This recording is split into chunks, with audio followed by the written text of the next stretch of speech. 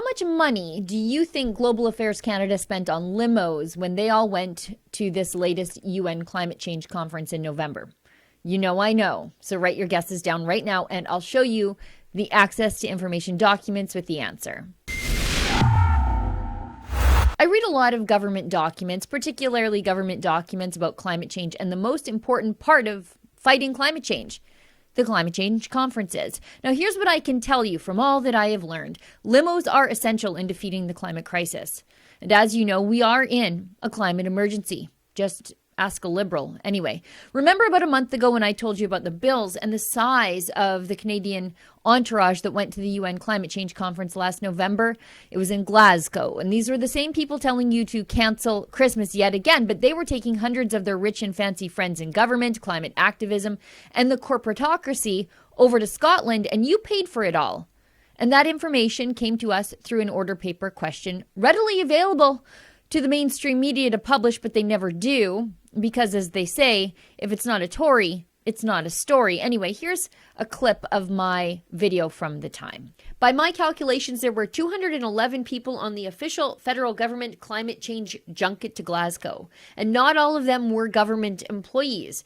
There was a carbon ton of private sector and financial institution people, all of whom should have been paying their own way, and a plethora of union leaders whose unions should have been footing the bill for their travel. Definitely not the Canadian taxpayer. For example, there's Bertram Blunden of the National Union of Public and General Employees. There's Nicholas Bossé from Brainbox AI. That's a private company. And if Nicholas wants to go to Glasgow, that's none of my business, and I shouldn't be paying for it. There's Charles Brindamore, the CEO of Intact Financial Corporation. Isabelle Bray. Now, this one is interesting because I had to Google, because as you'll see in these documents, they don't try to describe who and what she is or what her role is on the trip to Glasgow.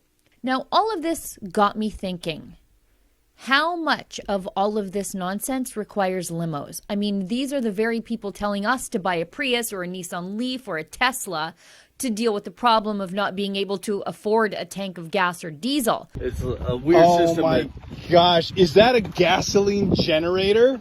It is, yeah. That's how you get the electricity to drive. You got a Honda-powered Tesla.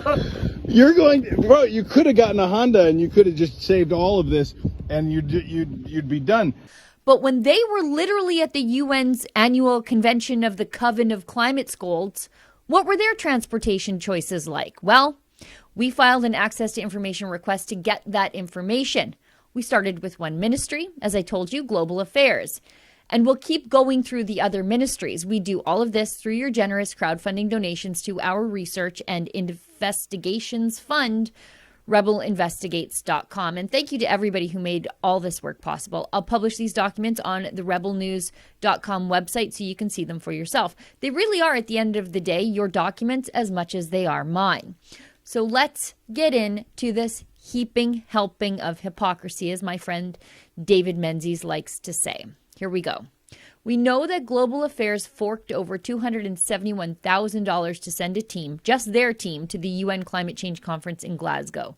We also know that $10,300 of that were on PCR tests to go to in-person meetings that could have been a Zoom call, let alone an email for that matter. You know, like they did last year. For some reason, the ministry also bought someone $100 worth of boots.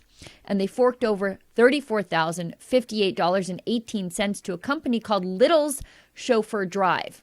And that doesn't even account for all the separate expenses for taxis and ride shares detailed in the rest of the document package, which I will attach so you can see for yourself. You get to stay home and wait forever for the electric bus that's never coming because it's too cold for it to work, while they get to go halfway around the world and spend $34,000 on limos to go to a conference to decide that the electric bus is all you really need to get around, all in the name of climate change.